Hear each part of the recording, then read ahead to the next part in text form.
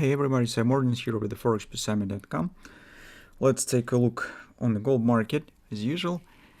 So you can see that situation on the gold market hasn't changed significantly compared to the euro currency, for example. On the euro it was really big performance, significant volatility on the market, on the Great British Pound as well.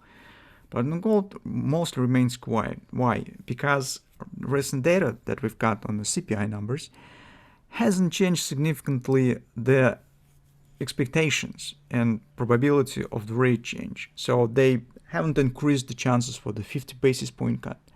That's why it's nothing to be happy with this, and that's why gold mostly stands flat, and it has some kind of lack of the new drivers, something that could push gold market right now higher. At the same time, gold also has no big reasons to start actually active downside action. From that standpoint of view, I wouldn't hurry up with the decision making with the taking of the new long position in gold. Today is Friday, so it's better to sit on your hands and wait for the starting of the new week, because a lot of political events right now are happening during the weekend.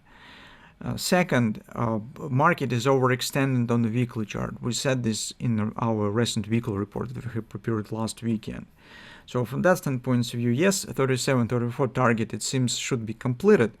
But in what moment gold will continue action to this target, it's difficult to say for now.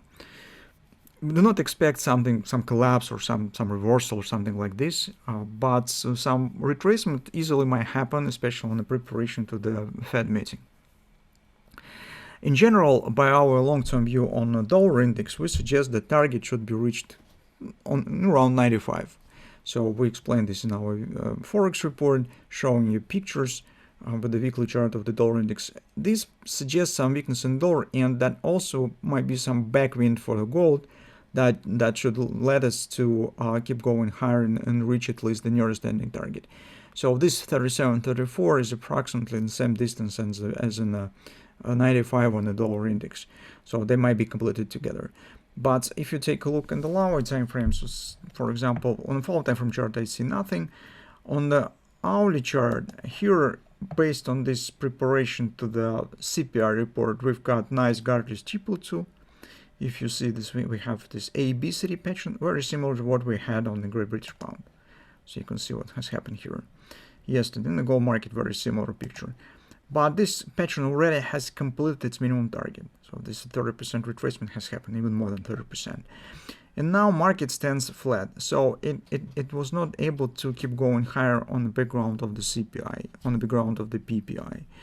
It means that, well, it needs to take a breath probably, and to accumulate some power to prepare for the next step. Since data was not able to push it higher, it means that currently we should not try to do this as well and just sit on the hands and see what will happen. Perfectly, I would consider first possible maybe reverse head and shoulders on top. So for instance, if market will start forming this 127 head and shoulders, this very often happens. Here we have the butterfly, as you can see. It's 1618. Yes, it's definitely 127 right there.